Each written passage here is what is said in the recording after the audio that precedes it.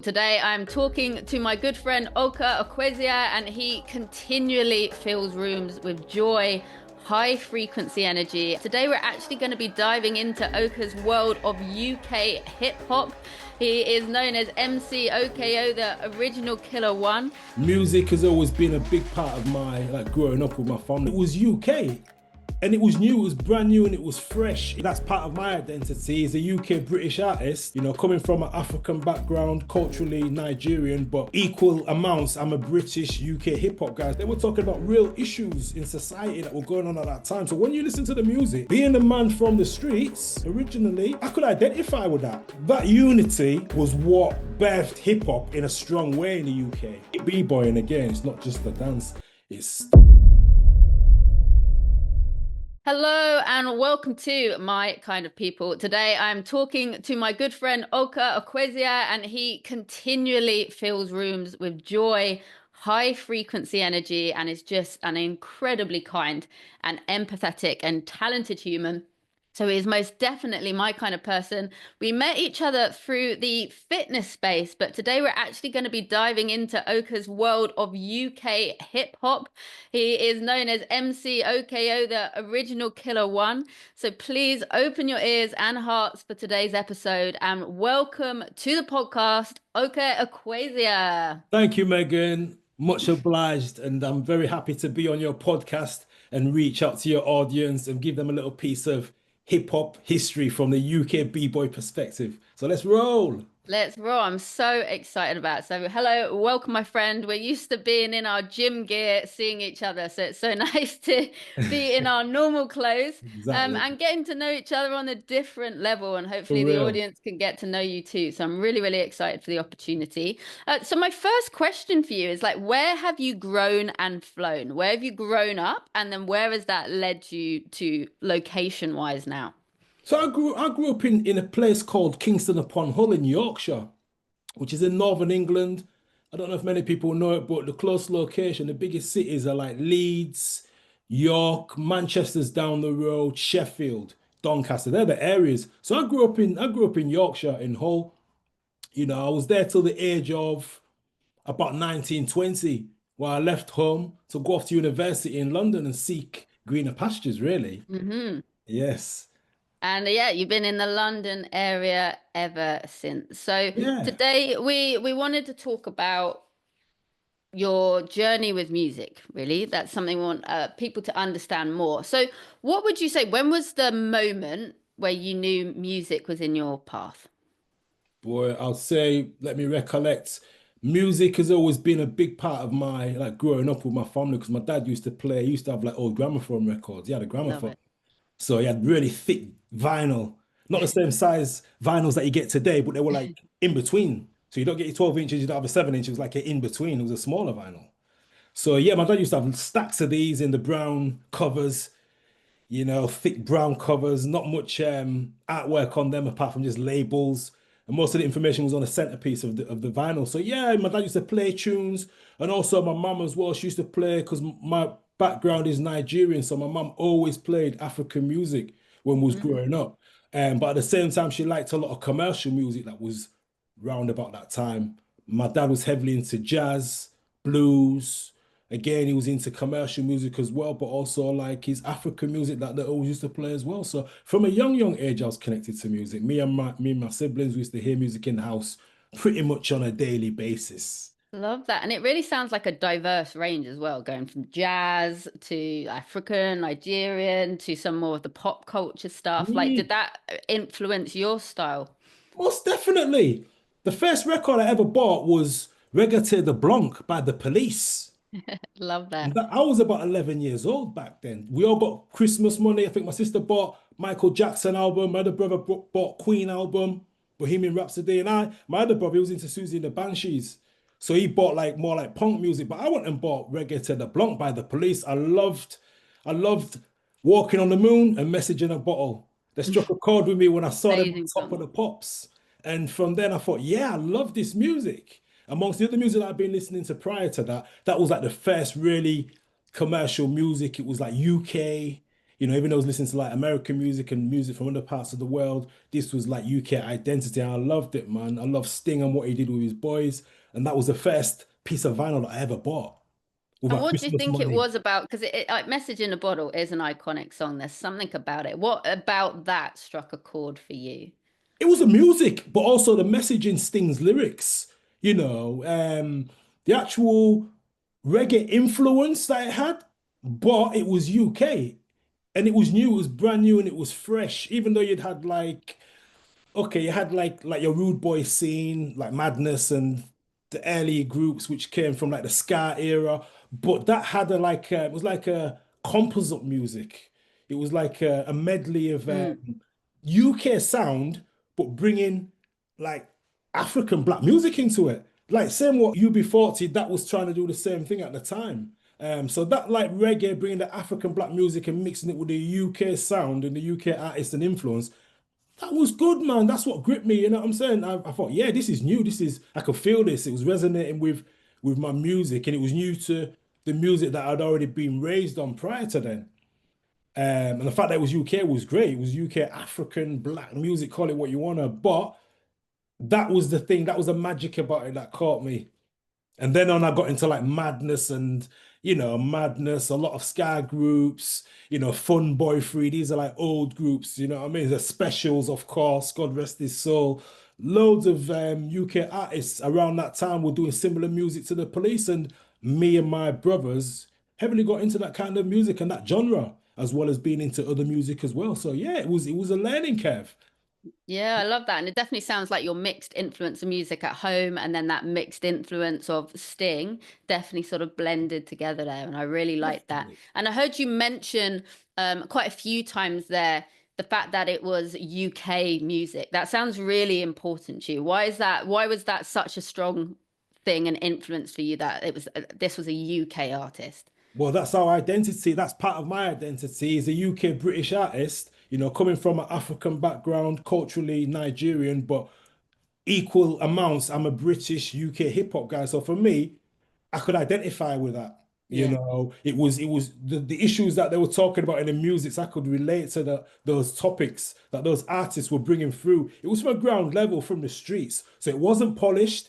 It was commercial, but it wasn't commercial because a lot of these artists sang from the heart. And they were talking about real issues. When you talk about the specials, they were talking about real issues in society that were going on at that time. So when you listen to the music, being a man from the streets originally, I could identify with that. My homies, the people that I hung around with, people at school in those days in the 80s, everybody knew that kind of music. So yeah, being UK identity for the music was very important, and I think that's also what resonated as well with the attachment that I formed with music and how it stemmed into my later music as I became an artist and started to write music, write lyrics, even work with producers and have an influence in the way that their music was channeled. All this came about from an early age and from early musics that I used to listen to in genres, and definitely UK music. There's loads. I don't want to mention too many, but the main ones, as I said, it was more from a rude boy modern jazz, ska kind of background mixed with Yeah, other genres of music. So for yeah, it was sure. very important. A lot of the times we used to it wasn't really, even though American music was there, we prefer to back the UK artists. And as I said, they identified with us because they were mans from the road. I've got a couple of people that I know, the House Martins, you know, Roland Gift from Beautiful South, Finding Cannibals, you know. These are artists that are all from Hull. We had a lot of artists that broke free from Hull, but they were just ordinary people. And with them being from the same manor, we all kind of shared same influences and environment that we all grew up in. So yeah, it was just like it was just normal. It was a natural progression. It was a natural influence to take on board and roll with it and grow with it. Yeah, and hugely inspiring to see people that you can resonate with and that have come from your area and you've seen them grown. Why do you think that? What do you think makes UK hip hop unique compared to, for example, US hip hop? Obviously, our environment, our accent.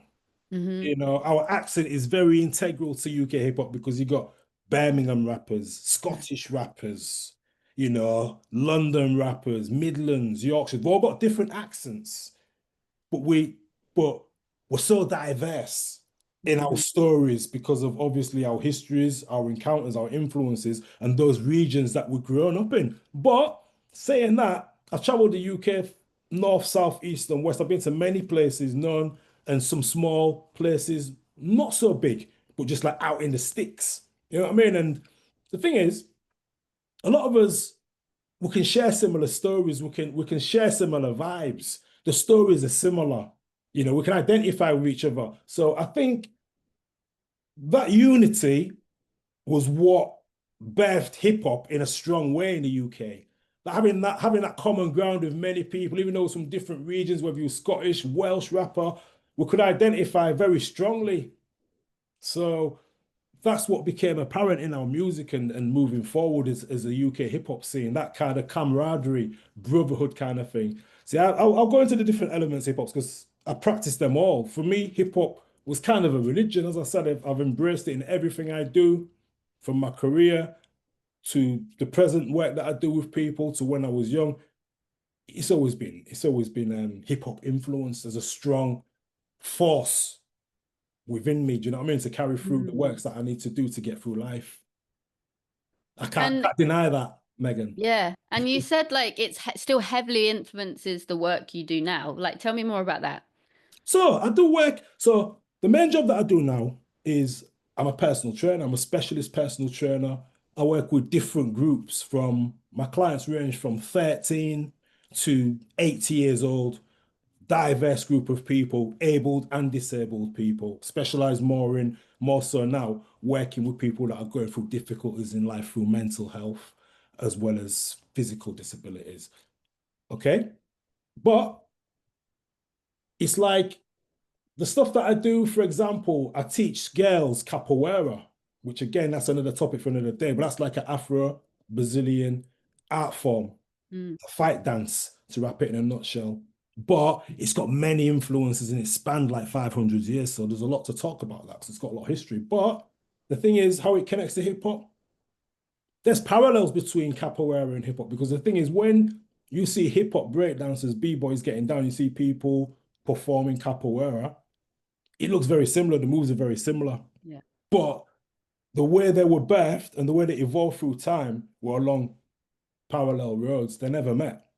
So it's kind of like not a mystery, but it's kind of like people say, oh yeah, it's kind of strange how like breaking looks like capoeira and capoeira looks like breaking. But when you start to understand it and read the philosophy and understand the history and the journey of how both of these came about, hip hop and capoeira, just talk about those two subjects, then the work I do relating it to how I teach people. When I work with my younger clients, because I'm a b-boy and I used to break dance, still break dance, I fuse it into some of the workout programs that I Mm. teach whether I'm teaching girls' school and I'm teaching them capoeira, class of 15, 20 girls. It's easy for me to bring the b-boy element as well as being a practitioner of capoeira. It's able for me to bring these elements into the fitness programs that I run with young clients and also when I work with schools. I do work at the YMCA in Tottenham Court Road, Central London. I do work at Beethoven Centre in Kensal Rise, many places, Ladbroke Grove. I've been around. So it's like music influence one side of it. Yeah. The Yeah. physicality influence another side of it. And even like with the music, yeah, the music from the capoeira, the hip hop music, they have very similar journeys in when you study how the musics have evolved and came about, the instruments used, the messages, the folklore behind it, the tales that people tell, whether it be in hip hop or whether it be in capoeira. There's many similarities. Again, there's similarities and there's parallels, but again, there's some kind of unity between the two forces. So yeah, in my work that I do today, a lot of my younger people, I bring hip hop to everything. People that know Yeah. me, they know that I'm a hip hop dude. So whether Hmm. I, whether I, whether I teach hip hop in a class that I'm teaching capoeira or I'm just moving around and talking to people, the way I vibe and the way my energy comes across, it goes without saying. So unconsciously, in the things that I do, hip hop is taught anyway.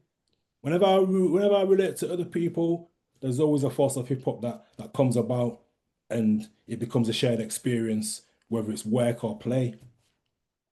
Yeah, I love that. And you can definitely, even just stepping in the gym, you have that stage presence. You can tell you're a performer, a creative guy. There's just this high energy for you, and it's so lovely. And again, you can really see your journey and how much like fusion is important to you, right? That Oh, early yeah. influence of that fusion of music in the house, then translating that into your own music, and then even like you say, the different styles that you teach people physically.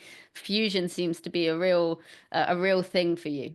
It's very easy because there's no boundaries. Mm. We don't set boundaries. In nature, there's no boundaries. Nature does what it wants to do. So when you can tap into like nature, allowing you to sway you into different things, but without boundaries or creating barriers, and it becomes seamless and easy. It's easy to fuse things together and influence. I was a designer. Let me talk to you again. I was a designer for many years. Studied design, graduated, and had a very good career in graphic and web design. From 2000 to even like present day, I still do design. But how that came about again, I used to be a graffiti writer when I was young. Mm. Yeah, I used to go out spraying trains on a school night, whitewashing walls. I had my friends. Again, I had crews that I used to hang with. So that's what I was saying about earlier. There's different elements. Yeah. So rather than jump from gun to gun, because there's so much you can talk about, let's relate it to the elements, and then I can talk about different aspects. Yeah. We approach the elements because then you'll be able to get a more understanding into how the UK B-boy thing came about, the music, the influences, etc. So Yes. Please do break down some of those elements that you're hmm. talking about. What do you mean by that? So in hip hop, there's elements, yeah, which are like jewels, which people have to practice, like code of practice, code of understanding, a code of living. Yeah. And again, it's not so conscious, it's more of an unconscious thing. Mm. But when you try and label it, oh yeah, that's that category, and that's that, and that's that. But again, the seamlessness, it's just all one.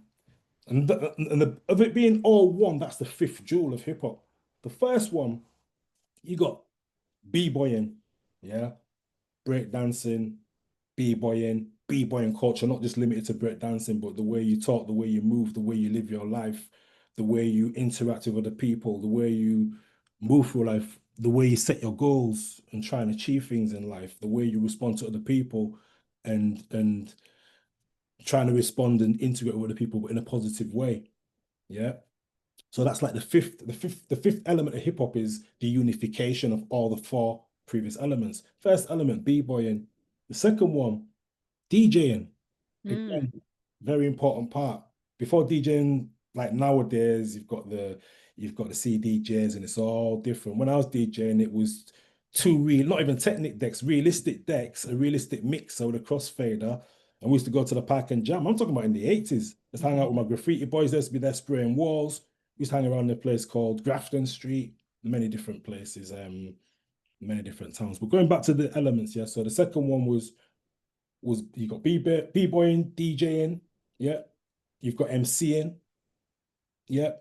And then you've got graffiti, Hmm. and then you've got the unification of all jewels. And there's other elements like sub-elements, like beatboxing, different things as well, elements which again were integral at that time when hip hop was born, but it wasn't really labeled as an element. They were the elements, the five elements. All right. So with regards to the first one, so if we say b-boying, okay?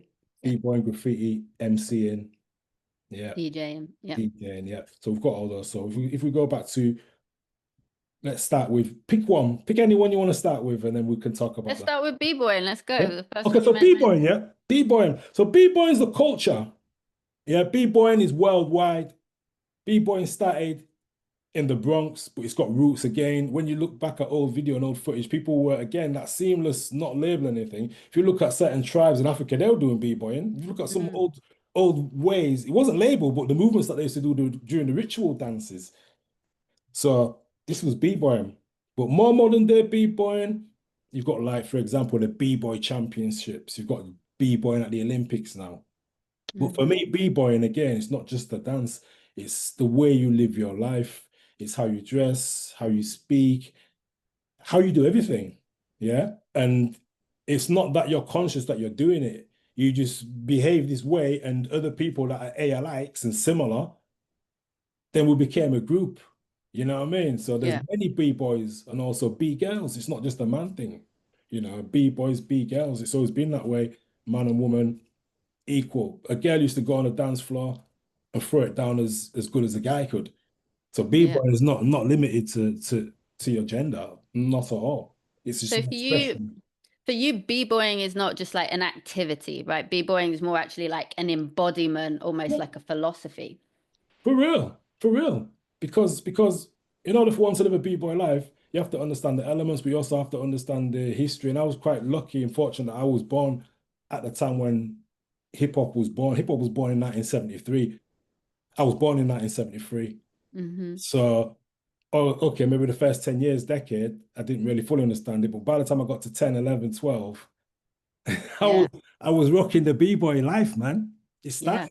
So yeah, that was the b-boy side of it. And then also from a community aspect, there's many b-boys and b-girls. So people that you knew at school, the youth clubs that we used to go to, there were always b-boys and b-girls hanging out there. People that had similar creativity to yourself, energy to yourself, like Mm. similar things. You had a lot of similarities, so you could connect with those people. And again, you had some rich kids that were into it, but it was mainly poor kids from the estates. Yeah. You know what I mean? A lot of kids from the estates, but not just limiting it to that, but it was a diverse group. Yeah. It wasn't just for rich or poor, it was for anybody. So yeah, you had some rich kids that got into it and stuff, and they used to have the best Tuccini tracksuits and this and that. Yeah, the poor kids or the kids that, you know what I mean, parents didn't earn much money, man from Yeah. hood. So them kids got into it, but you know, we all like live the b-boy life, rich or Yeah. poor. You know, we all could get into it and take from it what we needed to take from it to be satisfied and live I our love that. Didn't matter what your background was. It was like no. you all got the same shared love, shame, shared purpose, shared outlet. Love that. Yeah, and nobody was fronting on anybody. There was, even if he was a rich kid, it was just the way it was. Nobody really said whether anybody was rich or poor. It Yeah. didn't come into it. When you were b-boying, you were just hanging out with Yeah. likes, people of similarities, your peer groups, people that were into the same thing, felt the same way you felt about whether it was the music or the dance or the graffiti or the DJing. People that felt the same way that you felt, and you could identify together and feel the force together. But also as well create new, do you know what I mean? Come together, Yeah. combine, share experiences, and then create new stuff Yeah. out of it. You know Love what I mean? that. It's mad because it Yeah. evolves. Things Yeah. evolve. So the more you network, it's like life, the more you network with these people that all share the same force, things were evolving. Whether it be new graffiti styles coming out or new ways of scratching, you go to your mate's house and there'll be a few guys there, you'll be practicing different scratches, trying to copy the scratch from Public Enemy. You Yeah. know, one of the famous scratches that, you know what I mean, Cut Creator did. Um, on the Public Enemy album. So we was trying to like mimic different things again, whether it be rapping. I used to have a guy, one of my friends, Mike Hawkridge, lives in a place called Ferriby. He used to write my lyrics for me when I was like Mm. 14, because I couldn't write lyrics back then. So I used Yeah. to rap, but he had a stutter.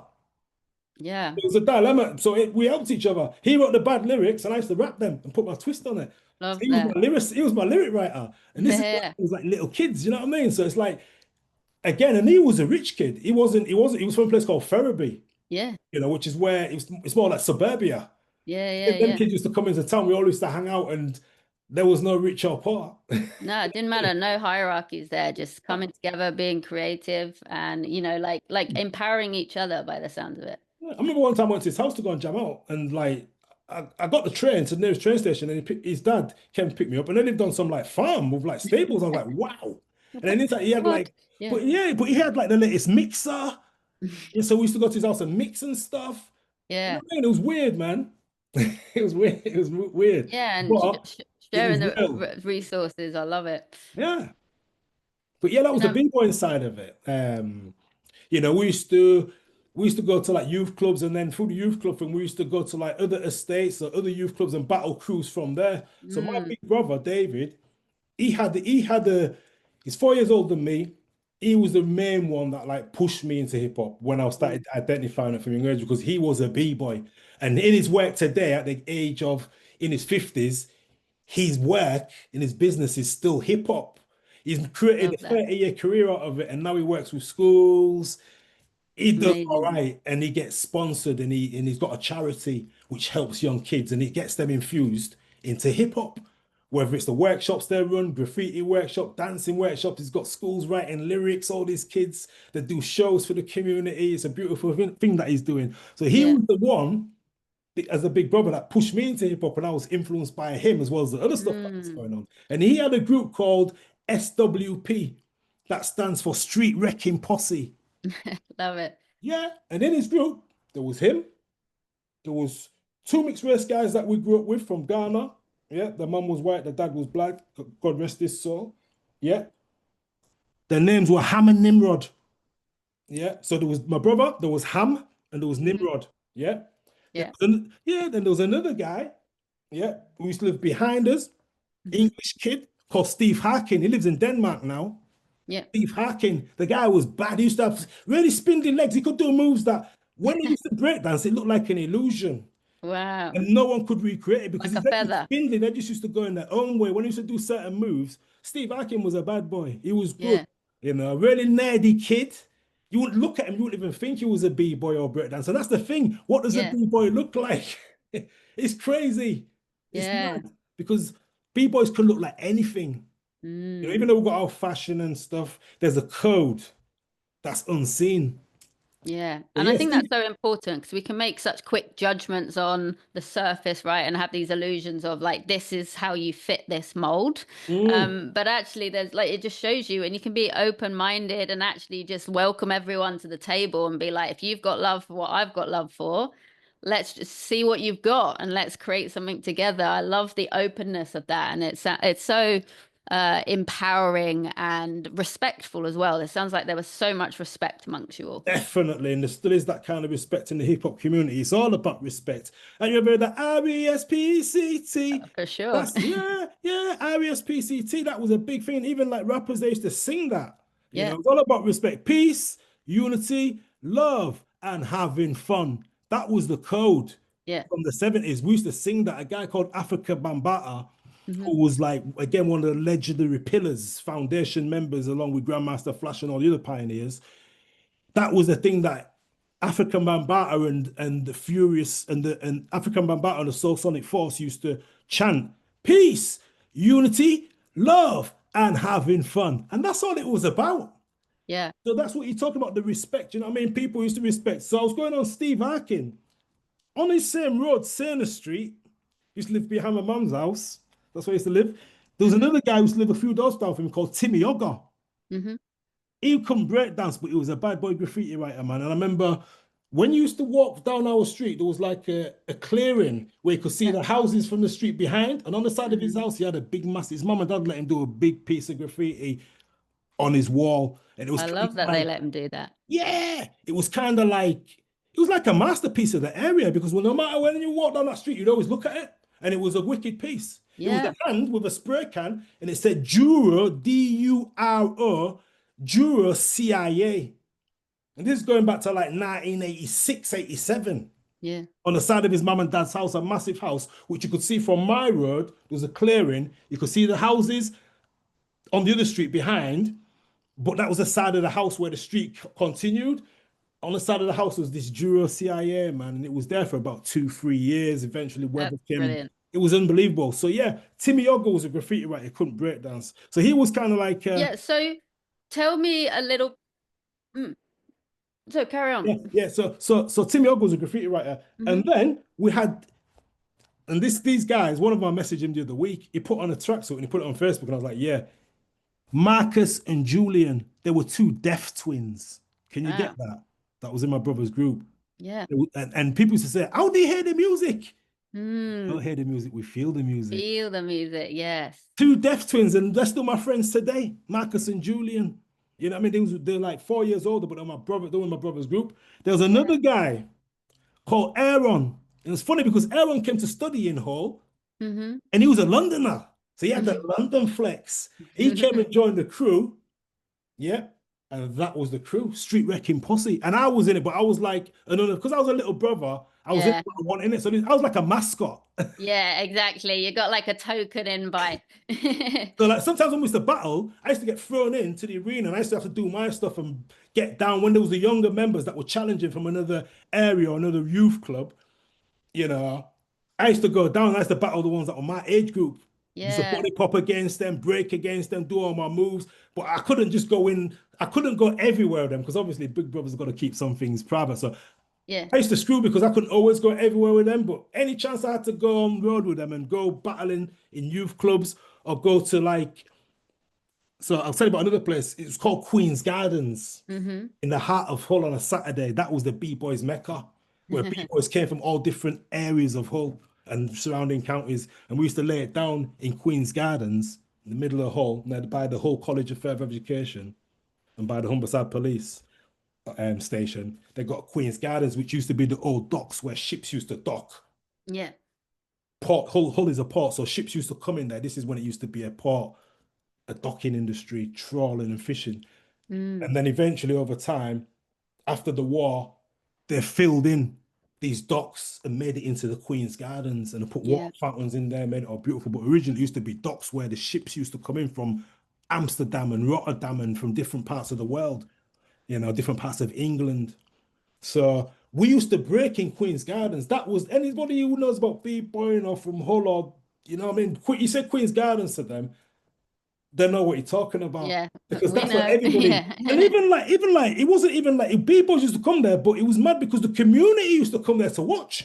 So Love that. people that weren't even B-boys and that, like people doing their shopping that were in town, passers-by, it used to draw a crowd. And back then, as they used to say, people used to put the hat down and people used to throw money in it. Yeah. Well, it's that energy, like you say, that feeling the music and like people walking by and being like, what is that? What is that feeling? And it just sounds so inclusive and great. And you mentioned a few times about the graffiti, and that was another element you mentioned. So do you want to go into that as an element? So the graffiti, man, again, graffiti was mad because when I used to travel around England as a young kid, the first place I'd go and look for was graffiti. Mm, For me, graffiti came from, as I said, I ended up in a career graphic design, very good career, and that came from 100% from my early childhood as being a graffiti writer and being able to explore my creativity with arts, on the from the pen and the pad, same way I write lyrics, the same way I was drawing graffiti, to putting it on a wall, going and whitewashing wall, spraying train, sending it to Sheffield. My friend in Sheffield would tag it, put a banner on and send it back, and then we'd go out and look for that. And it'd be, I mean, yeah. crazy. So the graffiti was a very important part. Again, I used to hang around one of my friends, one of my best friends at school, Roger, English kid. He's living in Northampton now. Still good friends, one of my best friends. We went to school together. He was a hip hop kid. We used to have the jackets with the fur around the hood, the Parkers with the zip Yeah, on looking the arm. very E17 of you. But do you know what? We used to sew patches on it. We used to have, Yeah. we used to have the we used to have the NASA patches. Mm, So there was a kid at our school that's dad used to work in an embroidery factory. He used to come to school with patches and sell you patches. And these patches were right. wicked. There's a patches down there. You see all over the jackets and you pay hundreds and hundreds of pounds for them. But this Yeah. guy, John Body was his name, Yeah. went to St. Martin's, became a famous designer and stuff, da, da, da, da, da, blah, blah, blah. But he used to sell patches. And we used to Yeah. buy the patches of them. And because we couldn't afford the jackets, the American style ones, we used to buy the patches off him, and sew them on our jackets. And then rock our jackets, you know what I mean? And That feel all good creativity and that. again. Yeah. Yeah, Yeah. customize, man. Customize our clothes, customize our shit, you know what I mean? Don't Hmm. forget we didn't have money. Our parents were bringing up families, you know what I mean? They were working. We wasn't exclusive with money. Do you know what I mean? We didn't have the money, we Hmm. didn't have the access to funds to be able to buy all the little stuff. So we used to improvise, man. We still Yeah. look good. We still look good. Yeah. Yeah. And probably standard out even more, as I say, not just following the crowd. You're just Mm, thinking outside the box, being like, we yeah. don't have the money, so how do I create what I wish existed? That's How do I it. make my own version with There its you own, go. which will have its own style, its own quirks, its own uniqueness? You know I what? think that's brilliant. You touched upon something there. That's another style Mm. because what happened is, I used to be a clothes designer when I was young and I used to make clothes and sell them to kids at You've my done it school. all. It's just, do you know what though? The These were things that creative came natural. worldwide here. Yeah. So like with the hip hop clothes, I used to make the MC Hammer pants, the harem pants. Yeah. I used to wear them because Bobby Brown used to wear them. MC Hmm. Hammer used to wear them. Certain rappers used to wear them. Kid and Play. Do you know Kid and Play? Yeah, yeah, With the high tops? yeah. Old school Kid and Play. Yeah. House Party Film. They used to wear them clothes. And I was thinking, I can't afford these clothes. Well, just have to make them. Started Yeah, making them. Mum taught me how to sew. I used to use a sewing machine, make clothes, wear them to go clubbing. Oh, I like that. I like that. Oh, yeah, I'll make you a pair. Run to the rag so shop, good. buy the material, borrow the money from Ram, buy the material, stay up all night, sewing the clothes, and then sell them. The hip hop fashion, man. So good. But So yeah, that good. was, as you said, the graffiti. Going back to what we was talking about the graffiti. So with the graffiti, yeah, I used to travel around, and wherever I traveled, I used to look for graffiti. It was like a calling. First Mm, thing anywhere, graffiti has to photograph it. I got old like film photographs of graffiti, old school graffiti, but proper photographs, not digital. And just stuff that I used to photograph when I used to travel Sheffield, Liverpool, London. I had mm. relatives in London, so I used to come to London as a kid. And they used to go, my cousins used to take me to Westbourne Park, Ladbroke Grove flyover. And we used to photograph graffiti. This is in the 80s when Golf GTI convertibles were around. Yeah. That was the thing in London. The stock exchange were booming. The yuppies were around with the braces, pinstripe Yeah. shirts. It was all about the XR3i, XR2, the Golf GTI. So I used to come to London in those times, man. I'm just trying to paint a picture for you. So yeah, Yeah. I I love used to come it. to London in them times. My cousins used to live in Peckham, and my cousins Mm. used to live in Dulwich, and we used to get the bus all the way, then get on a train, and they take me. We used to say, yeah, we're just going out. Tell our parents, yeah, we're just going out. And I said, take me to where the graffiti is. And they were like, no, we can't get in trouble. I'm like, take me, man. I'm only here for a few days. They said, take me, all scared of what our parents would say. But I never found out we was like halfway across London. Yeah. I'd convinced them to take me to go photograph graffiti in Westbourne Park or Ladbroke Grove. So it was funny. So graffiti was very, very important for me. Very important as everything else, meaning that years later, it became my career. Yeah. When I went off to university, I didn't even go to university to become a graphic designer. But Yeah. again, that's what I went back to You're full calling. circle, Yeah. and ended up having a very good career out of it. Um, and and and again, it was an important part of my life. I used to have friends. I had a friend called Boyd Grennan, who Hmm. I met at a graffiti convention in Bridlington, the seaside town where they used to host graffiti conventions. And graffiti writers would come from all the UK as well as Europe, because Amsterdam and Rotterdam was big in the graffiti scene as well as Wow. Paris. So we had graffiti writers from Paris, Netherlands, New York that used to come to Bridlington seaside town in Of all England. places. Yeah. You know what I mean? And it was just Yeah. seaside town. Like, if you go there now, it still look like it's stuck in the 60s, Yeah. like a Margate kind of place. But for that time, it used to come alive, man. Yeah. And everyone descended upon Bridlington. And I remember one of the times we went in 1988, me and my friend Nimrod. Yeah, he was part of the Street Wrecking Posse. Yeah, we went up, got the train up there, and we met loads of people. You know what I mean? I met Goldie there. You know Goldie? Yeah. Of course. Yeah, Goldie, man. Goldie's one of them. I know Goldie, man. I know him and his Yeah. people that used to breakdance before he became famous. He was from a crew called B-Boys in Wolverhampton. Mm. They used to wear silver kappa tracksuits and had one girl that had Jerry curl like Michael Jackson, and she was the Yeah. only girl in the group. You remember what I said about B-Boys and B-Girls? The girl was Yeah. just as good as the other eight guys, you know. Full power. And they used to battle. They were one of the big crews around then. Yeah. But Goldie from Wolverhampton, he was in the crew, but like I said about Timmyoga, he wasn't a Hmm. breaker, he was a graffiti writer. So they had a Yeah. guy who was in their posse, but he was part of the hip hop, meaning that he was rocking one of the elements, but Yeah. he wasn't a B-boy breakdancer, but he was still in the crew. Just like Timmy was still in Street Working Posse, but he wasn't a B-boy. But yeah, he had mad skills with the graffiti. Same as Goldie had mad skills with the graffiti. Yeah. And Back to then that the rest. fusion again, right? Like, Yeah. yeah, cool. What element have you got? Bring that. Bring Like it. where one person finds that as a weakness, that's someone else's strength. Together we can create something even better, right? One plus one 100%. equals three, sort of There thing. you go. There you go. And there's no boundaries, there's no rules. So you're Yeah. free. You're free to Yeah. net just that spirit that wants to burn. There's no one coming and telling you this and telling you that and law for this and law for that. No, there's none of that. So that's even though like hip hop nowadays is very different, Mm. I always like to relate to the golden era because without that, there would be no hip hop. Forget the big labels and the big money and the jewels and that let me just say all The the noise. story that's being preached before it was about peace, unity, love, having fun, and self-awareness and consciousness. You Which that we know, can all relate to that, right? We can all relate to that. We can all vibe with that. so the graffiti we used to go to 1988. I'm just telling you, went to Bridlington, Mm, went there. We met a guy called Locus. Now, there's two graffiti Bibles that anyone will tell you about, written by a guy called Henry Chalfont. Do you know him? hmm Yeah, he wrote I a don't book. know him. No, I don't Yeah. know him. Tell Yeah. me about him. Yeah, so he wrote a book. He went into the Bronx in the 80s and he videoed and interviewed loads of graffiti writers. At the same time, Blondie went into the Bronx and met 5 Freddy. Do you know about that story? Blondie, No. the singer, yeah, so all of them were in hip hop. Madonna, all of them were into hip hop. Yeah, That's where yeah. all the influences came from. All these big cats that you see now, they were hanging out in the Bronx with hip hop dudes, getting the inspiration and drawing So the much energy. influence. Yeah. So Blondie, yeah, big, Blondie, the Of artist. course, I know Yeah, yeah, Blondie. yeah. Yeah. She was a hip hop girl. She Yeah. was hanging out with Fab Freddy in the middle of the Bronx when Wild Style video was being made. How crazy is that? Pretty Yeah. crazy. So going back to the graffiti convention. So I met a guy called Locust there. Yeah, this Hmm guy came from Netherlands. The reason I mentioned Henry Chalfont is that you got these two Bibles, Spray Can Art and Subway Art. God rest Henry Chalfont's soul now because he's dead. But he did a Yeah. great thing that these became the Bible of graffiti worldwide. Forget it. Not talking about Banksy, none of that. No, no, no, no, no, no, no.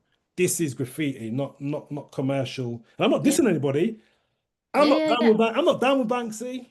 Yeah. Yeah. I Yeah. appreciate what he does, but I know a guy called Henry Lerac that was doing that style many years ago in Paris that used to do that stencil graffiti. This is like 20, 30 years ago, Yeah. and then he got ripped off. Yeah. So you know what I'm saying, innit? I'm hmm not saying too much. But I'm not saying that he's an artist. He's got Yeah. his place, he's doing his thing. I don't have to be down with him. So, but these guys, yeah, so Henry Chalfont's got his two books, Subway Art, Spray Can Art. And these guys like Locust that came from Netherlands is in that book, as an astute graffiti writer of the time and one of the pioneers, you know. Another guy I met called Vulcan hmm came from New York. He had dreads. I remember they were interviewing him with a big fairy mic and ramp. I was like, there's Vulcan. Yeah, get your graffiti book, get his tag. Because that's what he used to do, he used to carry notepads around. And every graffiti writer you met, you used to get them to tag your book. Love I it. still got my book. Like the evolved signature, a tag instead. There you go. Everyone, yeah, I'll tag your book. So that was the thing. There was no mobile phones. There was none of this. Do you know what I mean? It was before Yeah. all that. So you used to In-person have your pad. connections, networking. Yeah. People used to Yeah. give you the details. Everyone had their business cards, like graffiti style business cards. You network. That's how I said about I met the guy Boyd Grennan from Yeah. Scotland. Became my boy and he used to come to visit me in Hull. Let's take him record shopping. Mm. My friend used to have a record shop called Base Records, a place called Spring Bank, Newland Ave area Hull.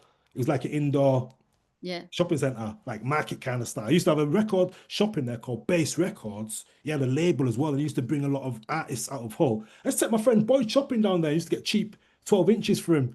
He used to come to Yeah. Hull and say, "Yeah, no, I'm gonna get some hip hop, some reduced price hip hop, because you know that cat in there." You know what I'm saying? So Yeah. I used Yeah. to go and take him to see my friend Porky B. That was the guy's name, Porky B. hmm Again, big dude in Hull, did music. It was more like my older brother's friend, but I used to go and check out his record shop, and I got to know him and stuff, and blah blah blah. And there's a story there. There's many stories, but Yeah, not to I go can to tell. yeah, not to go deep into it. So I used to take Boyd down there. He used to come down, and at the graffiti convention, I used to meet different people from Manchester, girls and guys. Everybody looked the same, rugged, rucksack, hip hop Mhm. style, coming from all over. You'd meet Yeah. people from Holland, and that was it. Networking, as you said, man. And you'd keep in touch with some of these people. They became your pen pals. The times when you was allowed to go on your mum's dial-up phone and ring them, occasionally walk the blue moon, you could go and maybe ring, and there was no mobiles. There was none of Yeah. this Yeah. going on. It was just bare pen pal letters or phone box. If you Yeah. had money to, yeah, if you had A money lot to of inclusivity, a lot of freedom. It sounds like the sound of it. yeah, so it was good, man. We used to look forward to those times and meeting your friends coming from out of town. I had a guy called Khalifa, as I said, in Sheffield, used to spray a train, send it to me, tag it. Yeah, I saw your train, bro. Send it back, put a tag. It was good. These like abandoned trains, won't be facing. Yeah. Yeah. Yeah. No, of course. We used to go to the train yard and spray abandoned trains, but some of them would, Yeah. some of them Yeah. would roll out. But Yeah, so that was like one of the early days. Graffiti, we used to go at least for 3 years running. We used to go to that convention. Me, my homies from home, my brother, his crew. There were break dancers there. They used to put performances on in the big hall. The promenade, they used to line it with boards, and all different graffiti writers came from different parts of England and threw their pieces. I've still got photographs of some of those things, man. Sometimes I look Yeah, at them and I think, wow, man, this talent, shit was dope, man. So talent. And many, what you I know. loved is like in your groups, as I say, like some of you are all, like you each have your own talents, your own uniqueness, your own spin on that. And you said mentioned about two other elements earlier as well. You've got the DJing, you've got the MCing. So do you want to touch a little bit on those? The DJing, man. So again, I was a DJ. I still DJ, but not much now. But I was a DJ for many years as I put together mixtapes, Hmm. like cassettes, TD, KC90 tapes, C60 tapes, Maxwell tapes. Still got a box of them in my garage, man. Yeah, but I used to put together tapes, give them to my friends and stuff. It's mad. That's what we used to do mixes. I had a few vinyls to borrow some of my brother's vinyl, mix, give them to your friends. They'll give you tapes. And that's what it was. And that's how we got to DJing. There used to be a place we used to go to in an area in Hull called Grafton Street. And Yeah. again, graffiti writers, my friends. So my friends who were graffiti writers, they came through my friend Roger, but also my brother, because Hull's a small place. So 6 degrees of separation. Everybody knows Yeah. someone. Everyone knows everyone. Yep, there you go. Everyone knows everyone. So my brother knew these guys, but also I knew these guys through my friend Roger that I went to school with because he lived in that area. Yeah. So we used to go to a place called Grafton Street, and they used to bring the decks there. Mm. Yeah. It's only like realistic decks. That's what was used to Yeah. have back in the day. Realistic decks Yeah. and Yeah. realistic mixer. Yeah. Crossfader, 2 channels. That's it. VU meters on the top. Old school. Yeah. And Yeah. also, again, that share of resources as well. Oh yeah, there was like Everyone pure can love, get the, man. Pure love. Pure love, man. Seriously, it was. It's not like no animosity. Yeah, when you was battling, even when you was throwing it down, you had respect. You'd yeah. go, you do your bit, you'd up rock, you challenge, you battle. Even you had graffiti battles, you had beatboxing battles.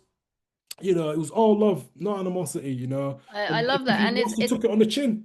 yeah, it's a bit like, so I used to do improv, like stand-up improv, and people would often ask, they're like, how do you just, like, I don't know how you do that. You just do that off the cuff and off you go. And it's like there is, but there's also like a foundation of like unspoken rules, like you say. There's that respect there. And Mm. one of the number one silent golden rules of improv is yes and. The idea that whatever, like, as soon as, if you think someone comes out with you with an idea, as soon as Yeah. you say like no or like what, right? It just kills it dead.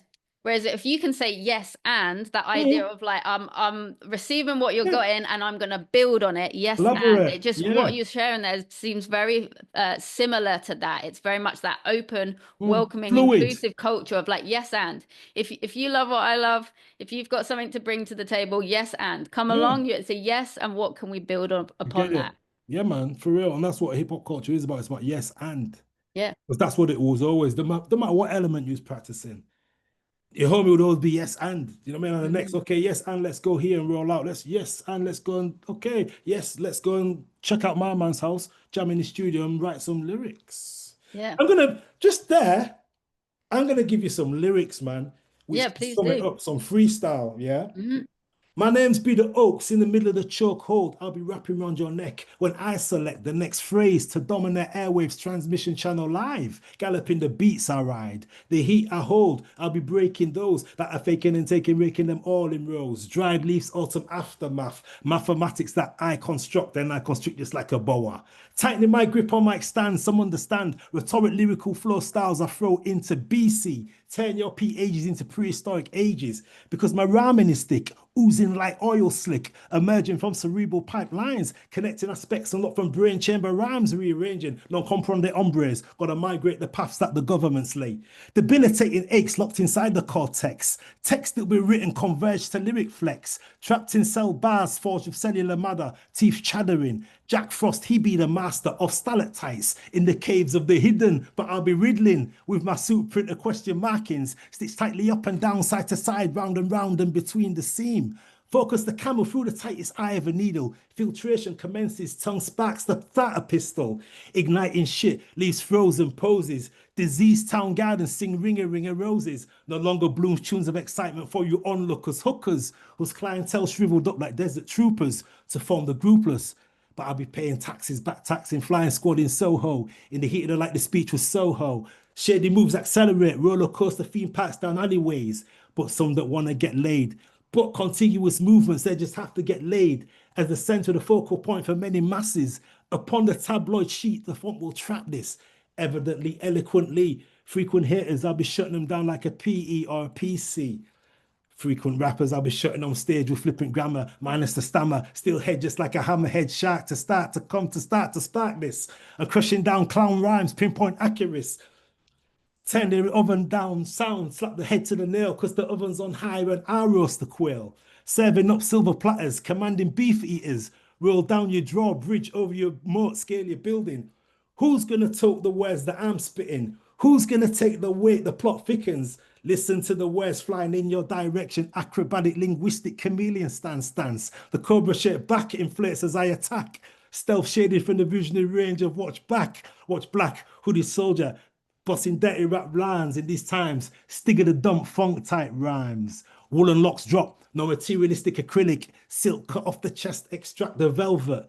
Hits from the song I sung, not sing. Phantom mobile, mystique be the slang. Meditate under yang, slang I sing ying. Carrying effect like Jing Sing be the boost, original roots, sprouting up like dreadlocks. Then I rise up past high tower blocks. UB thought it was made to feed the unfortunate lot, but some will always get stuck like a door lock. Yes, that is how it's done. Very well done. Thank you. What a treat that was. Just the flow, just the off flow, man. Yeah, incredible that you can do that off the cuff. And it's the again thing that is, freedom of that. Yeah, thank you, my dear. But the thing is, like I said, writing rhymes and lyrics, it was all part of it. It's telling your story. It's like we used to do festivals. I've done festivals. I've breakdanced at festivals. I've been on stage because again, one of my cousins is a famous rapper. This is going more to the MCing side of things. Yeah. Yeah, please do, and please touch on that MCing, because I think that's one that possibly could kind of be the most understood. I think a lot of people see like MCing is just someone up there with the mic, kind of, almost hosting, bringing some stuff together for people not in the know. So let people know, what is MCing? MC is not a rapper. MC is not just rapping, MC, you can rap, but a rapper can't MC. It's not always a rapper can be an MC, but an MC can be a rapper. Yeah, so what's the difference there? Because I think that's where people are confused. Like, what would you describe an MC as? Rap is just rap. It's just laying down a rap over a song. MCing is, again, the embodiment of the whole jewels in the culture. So it's in the delivery. It's being a mic controller. Any music, any genre, you can just MC. It's how you control the mic. It's how you control the crowd. A rapper might just be in the studio rapping on a track that gets sold on a major label, and that's it. When he goes to do a live performance, more so nowadays, they have to shine on stage. But a lot of rappers, some of them they could rap on a record, but they couldn't MC and control the crowd. Yeah. It's like when you got a singer-songwriter and they're singing, but they don't really write the lyrics. When you've got someone writing the lyrics and someone singing the lyrics, like what I used to do when I was young. Until I learned how to write my own rhymes. I got forced into not even forced, but I started writing my own rhymes. So imagine I was rapping from 1988. I didn't start writing my rhymes till 2006. Wow. Because I knew I had to. Yeah. Because I couldn't because up to that point, from 1992 when I moved to London, I was fortunate. I moved to London in 1992 and I lived with my cousin who was a famous rapper back then, and had already been signed to Ice-T, toured the world. And so when I came to London, I got to go on big concerts. I got to go on tour in Germany. I toured the whole of Germany when I first moved to London. Amazing. It took me on road. I used to go and sell the t-shirts at the concerts. Went all over Germany, went to Switzerland, Amsterdam, many places.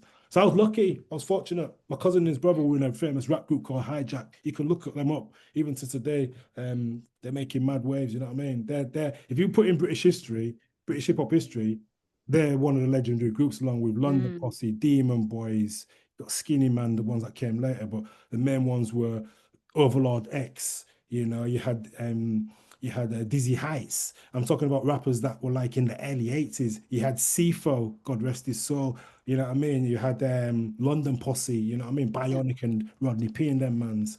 Um, Again, and it's mad because even though you had like the rappers at that time, you also had all the crew. So you had the graffiti guys, the DJing guys, you know what I mean? All coming together. All Shit. coming Again, together. that sharing the resources again Yeah. So, of so expertise, knowledge. yeah. So with the MCing, it's like telling your story, but rappers just rapping. It's kind of like manufactured. Yeah, Yeah. anyone can rap, but not anyone can MC. Yeah. All MCs can rap, but not all rappers can MC. And I'm the type of dude like I'm very undercover because people know me anywhere in the hip hop arenas, man. Partly through my own stuff, but partly through my cousin as well, because I've been a lot of places with him and I met a lot of people. We've done shows with so many people. Do you know what I mean? Even like that aside, they smash it on the garage thing as well. So they were the Yeah. first people to smash it in the garage. So DJ Piper and MC, that's their name in garage. Yeah. Again, Yeah. done a lot of tours and stages with them and blah blah blah. And again, that's funny because that got me into the garage MCing as well. Yeah.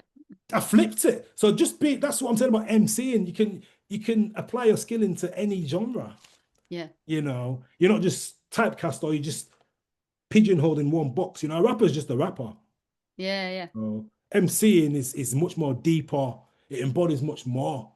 And that's Yeah, what which people don't really has understand. been that journey for you again throughout. It's that constant being that freedom, that creativity, that not fitting inside a box, that inclusivity of like how can I be open to allowing things to merge? That you really are kind of the definition of yes and, right? From your early musical influence with your parents to then buying your own stuff, then building your own crews. Like if I can't do that, you can do this. You can teach me a little bit about That's that. I'll it. teach me a little bit about Share. this. And Mm. then even again, that emceeing, that embodiment of like bringing different stuff together, that Yeah. fusion You again. share and you grow.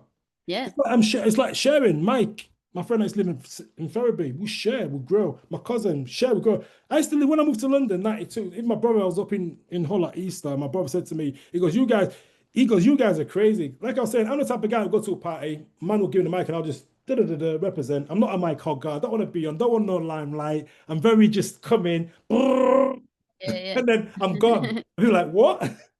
So I'm not there to be there all night trying to get a stripe and nah, that's not me. I'm not that guy. Yeah. I'd rather, I'm not shy. I know my craft. Yeah. Yeah. And like, if man wants to MC and he appreciates it, I go and MC in clubs, but I do it for the people. You know what I mean? Yeah. I'm there to make people feel. I MC on boats on the Thames and different things, but I just bubble. Do you know what I mean? I'm just Yeah. They're for there the to connection compliment the and the craft, DJ. not the spotlight. Nah, far from it. And that's the thing. Again, I got that from my cousin because they're garage and they're hip hop mans, but they're garage. They brought the hip hop into garage and killed the garage scene. They mashed it Yeah. up. I They got love a it. number one tune, da da da, blah blah blah, all the rest. But they're hip hop dudes that had a hip hop. They were the first people in the UK to get signed to a major. You can look at them up. They got signed to Ice-T in 1988. You know, Wow. and they toured the world with him. He was one of the groups, and House of Pain, DJ Everlast. I met him. We did a gig with Jump Around. We did a gig with them in Astoria, 1993, 94. Yeah. That time, when I moved to London, I used to go everywhere. We used to go Hippodrome, Hammersmith, La Palais, Apollo as Yeah. well. We used to go and see all the rappers. I saw Biggie Smalls, the whole lot. Yeah. Wu That is Tang. that power of yes and, right? It'll take you to Yeah. places. We used to go carnival every year. We used to go carnival. The first 10 years I was here, I haven't been carnival for about 5, 6 years. Mm. First 10 years I was here in London, carnival every year. It was during the 90s, nothing could touch carnival. Uh, Carnival was tops. mm.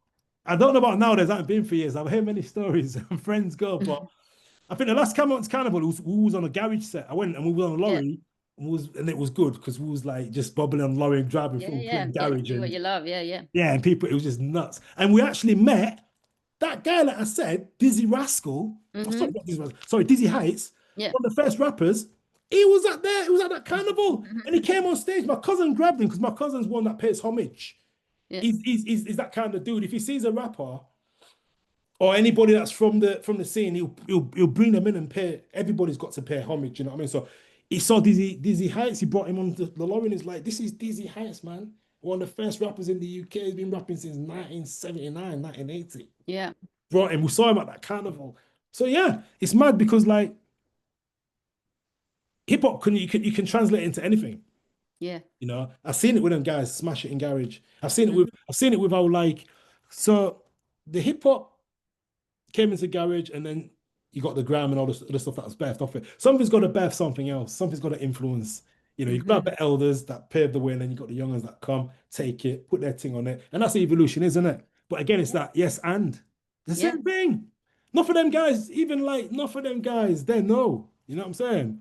They know some of those guys, some of those young grime guys and stuff. Not in a deep context, I'm not bragging, but just know through like just the circles, but also like through like the movement. Let me say that through the movement, you will buck Yeah. into people. You will always buck into people. It's that energy. Do you know what I mean? It was like you just buck into people in the weirdest places. You can be somewhere. It's kind of like a brotherhood and a sisterhood, Yeah. a 100%. fraternity. Yeah. That's Yeah. what that's what I say. Hip hop is like a religion. I don't really see it. I don't see it as like as just one thing. It's a way of life. And you, I'm hip hop till I die. That's what they say. I'm hip hop till I die. I don't know anything else, but it's funny because it's always been a part in my life, and it's helped me to do and achieve what I wanted to achieve. yeah. And you can really tell that, and you can see how so many of these skills are transferable. And I'm so glad you came on to talk about this today, because Thank I you, my think dear. there's so many deep rooted values there that we can all get on board, right? That inclusivity, that creativity, that generosity, that sharing of resources, the respect 100%. that is Yeah, there, respect you is the know, one. and that empowerment as well. Like you earn, other people might look at that group and be like, oh, well, I don't think you're going to fit in here because you haven't got X skill. Yeah. Whereas instead, you're Bring asking, it like, well, on. yes, and what have you got? Cool. Deaf twins, Then, man, that yeah, shook the world. you The can add Deaf that twins to shook the us. world. Yeah. And instead of immediately looking at like what they're lacking, actually, what have you got to bring to the table? And that is so empowering, because then people they embody that, they go on to that, they go about life thinking like, yeah, I have stuff to bring to the table. And it's that creativity again. So You're I'm not an I'm really outcast, man. grateful we had this Yeah. discussion today, because I No, think I'm it's so glad as important. well. And for anyone listening who either wants to get more into the hip hop scene themselves as an artist, or even just as a creative, right? Finding their own creativity. If you've got Mm. any advice to finish on that you would like to give to another creative artist. Do you know what? Self-worth and self-awareness is first because you have to be aware of who you are in order for you to then go out and being able to shine or even partake. Anybody can get into it, but I'll say be who you are, be yourself because the more unique you are, you fit in more. Yeah. It's not where you have to be one of the crew. The more different you are, Yeah. the more you'll be involved. Do you know what I mean? In a Yeah. good way, Yeah. not in, you understand what I'm saying? The more Yeah. different you are in terms of knowledge of self, wisdom, understanding of yourself, being able to vibrate on frequencies, being aware of yourself and your talents, you know. And how can people, because that sounds easy on paper, how can people start to explore and get to know themselves a bit more? Because we say that like that's a natural, easy thing, but some Oh, people have, they haven't had the freedom that you had growing up and exploring stuff. They might have gone down a path that other people told them was good, right? And they might not have gone into that creativity. So like, how does one start to get to understand themselves a bit more, get to know what they like? well, the thing is, as I said, like, understand meditation. I know you do meditation, but that's part of it.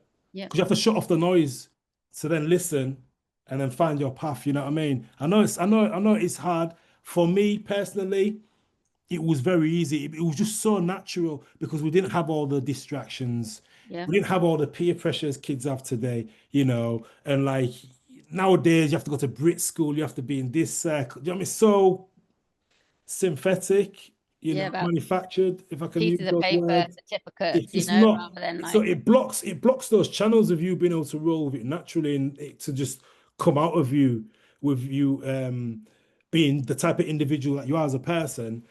For me, I've always been kind of like high energy anyway as a kid. So I think for me, I've always been a seeker as well. mm, So I've never just taken things at face value. I've always like searched, and I think that's why I've said, seek and you shall find. Yeah. Seriously, seek and you shall Yeah. find. So I think for me, you know, I was lucky that I was born in that era at that time when all those things were exploding and going off because then for me it was just natural just to fall into those things. I already had a big brother that had a group. I came to London, my cousins were already famous rappers. Do you know what I mean? I moved here, there's already that there. I go to do graffiti, there's already, do you know what I mean? It was weird because, Yeah. but it wasn't like, it was just I was seeking these things and they were revealed. Same as the capoeira. Hmm. Capoeira, I started capoeira in 2005. I'm a professor of capoeira now and I teach it. And again, I put hip hop into it. But for me, the story is me, my cousin Eugene, and my missus. My missus used to go to a place in Dance Attic to do yoga. And she goes to me, come along one day. They do many things there. This one I used to live in central London. Come along there. So I came along, invited my cousin, and we all went there. And the first class, so she went there. We found out there was a class. I looked in the window and I saw a class and I was thinking, that looks like breakdancing. And at the time I Mm. was thinking, you know what? I've been away from breaking. This is how mad it is. I've been away from breaking for a few years and I don't want to lose stuff. I need to get into some activity that's Yeah. going to keep me, because I do the fitness, but breaking's a different thing. It's a different way of using your body. So I was thinking, oh, you know, I've done at the time, I've done like a couple of festivals, I've done breaking on stage, but I felt like I was getting a bit rusty and that. And I was Yeah. thinking, I need to get into something. I need to either join a street dance group or get in something. I felt away. Yeah. So I went along to Dance Attic and we found this class anyway, capoeira class, and did an inquiry. And I said, you know what, I'm going to come. My missus never went back. My cousin never went back. I just Yeah. went on my own and started going. And I Yeah. was there for like, I was there heavily practicing from about 2005 to about 2013, 14. Heavily into it. The culture, rolling with Yeah. Brazilians, fighting, going to the hodders, living it. And the thing is, it's because of the association with hip hop that first made me think, this looks like, yeah, okay, I'm going to try it. But then as I got more into it and it revealed more to me, Yeah. it wasn't even, as I said, there's two parallels between capoeira and hip hop, even though Yeah. they look very similar. But it was the hip hop force that forced me to go there. And then I explored that and I found a new journey. It Yeah, was a and whole that different that journey. creativity, there's curiosity that you have as well. Like I think that curiosity is a huge value of mine. I'd say it's a core value. It's one of those core values are the things where you're like, I couldn't even tell you when that where that came from. It's just been there forever. Yeah, And yeah. I think right at that, and I think very curious people tend to be creative people, right, as well. Mm. And I love that the places that curiosity has taken you. So Oh, to sort of yeah. riff on the advice that you were given there for anyone listening, if you're trying to be Explore like, yourself. yeah, Yeah. what do I like you tell me to have like self-worth, self-esteem, like be sure of myself, but Mm. how? Yeah. I really think that first step is that curiosity, right? That yes and that we were talking about of Seek. like, oh Yeah. well, let's see where this can go, you know. Seeking yourself, find it will, it's like the universe, isn't it?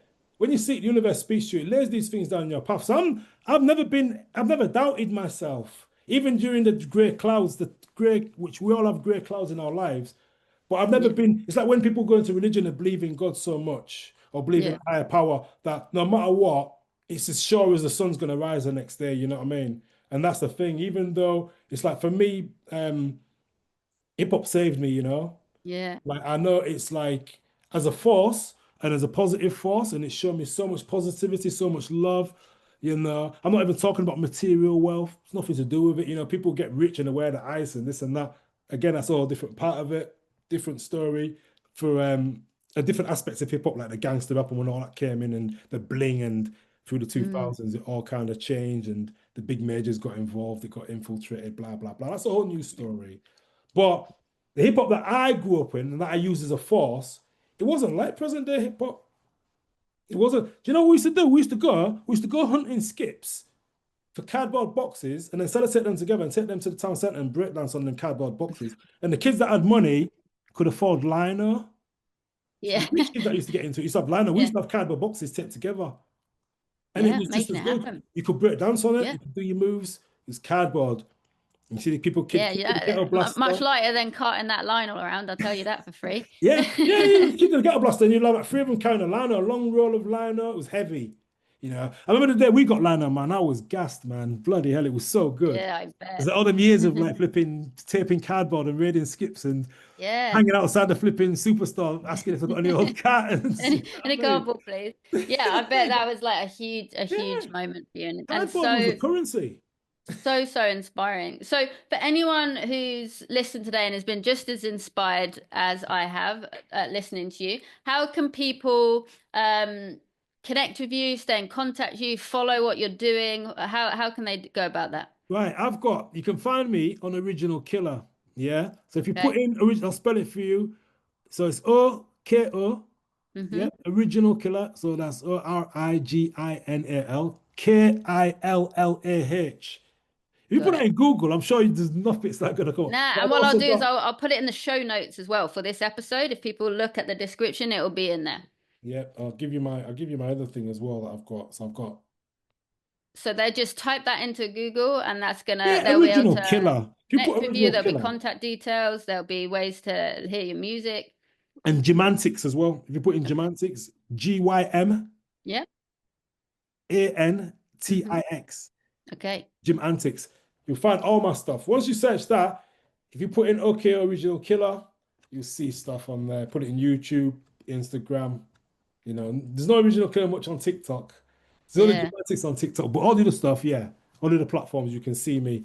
And yeah, keep a breadth of what's happening with Original Killer. I've definitely got some new stuff coming up. Um, Exciting times. I write all the time. I write Yeah. lyrics all the time. I'm gonna leave you with one more verse, and this Please kind of like do. some this can like, sums up a Finish lot of us stuff. off. I wasn't born with a silver mic in my mouth. In '92, I tilted compass needles to down south. Toxic lyrics move like pyroclastic flows. Underground collecting toe tags from John Doe. Lab samples tested, results undefined. My roots set foundations becoming intertwined. Hold death chords to ransom the stick up kid. Because killers on the loose and I'm quashing mad bids. Turn down your dynasty strategies I attack with. Hit them hard that I crack vinyl audio discs. The chains on my neck, I'm walking Rottweilers. Buds tend to yell, I pull the harvest tractors. The matrix of my skin is Kevlar wired to defect poisonous bullets that turn to vipers. Seek the palm and a farmer, disarm an answer reefer. Okwesia's lyrical spear, pierce the soundboy tweeter. ED knows what I mean, I'm ruthless, pull out the soufless. The shogun draws the blade, wailing winds cut rough. Osama's been hiding on a scud riding. The lyrics drop sick, the sign for rehabilitation. Killer! I cock the hammer in the brain chamber. Name is Code Red, God's gift, danger. Hang wheat rams by the noose, call me the rap strangler. Hunting down pillage rams like a mad avenger. I'm tipping kings on chessboards, max your surrender. I've got khaki dicky suits locked inside the bunker. Test my title, I spread like an email that's viral. For 30 years, my hair grew in knotty spirals. Pass the mic to K Sly, I windmill no hands, popping swipes on the floor sharp as swords. I said, Slim boss the track merciless like Ming, trapped inside the bottle just like an ancient jing. That's it, my dear. I'll Love stop it. there. Otherwise, We're not one, but two per episode. We are maxed out. So thank you so much. A real you're treat to welcome. finish on. Thank you so much, Oka, for coming on. As I say, as soon as I walk into a room that you are in, you can just feel that energy, that positive vibes. You're so inclusive. You're so generous with both your spirit, your energy, your wisdom. And I'm so grateful that you shared that with more people today. I know it's going to Oh, resonate with a lot. I appreciate that you invited me on here, man. We always connect anywhere, whenever we We see. do. And as I say, for me, everything is just natural. One thing I'll leave you with here is don't try, just be. Yes. You know, just be, and then it's easy. You know, Yeah. there's always a place for if you just be yourself, the universe will come calling for you and it will help you reach your destination. It's not an easy road. Life is hard. It's don't be living in an illusion because if you think it's easy and you ain't gonna put the hard work in, you never get to the place where you're striving. If you just sit back, it becomes easier. Be yourself. Let the natural way take its course. Let the natural way help you to discover yourself. And then you can be at one with yourself. And then from there, it's all about selflessness. You connect with others, but then you get returned what you put out. You know, it's always been that way for me. What I put out, I get back many times fold in different ways. And I'm not talking about money. I never Yeah. talk about money because again, that's something else. It's nothing to do with money. This hip hop thing, When we got into it, we was all poor kids. If you research the history of hip hop in America and UK, it was in, they always talk about in the ghetto. Yeah. I'm not talking about ghetto in a negative way. I'm talking about ghetto or places like youth clubs or states where creativity was born because there was no labels. Yeah. There was no definition. People didn't have expectations of you. You were just allowed to be.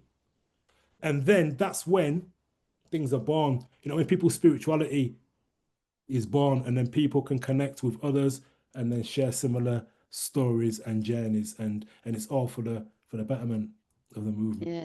I love that. And we are all better for this episode and for the love you shared today. So thank you so Thank you, much, my man. friend. You're And welcome. You're welcome, man.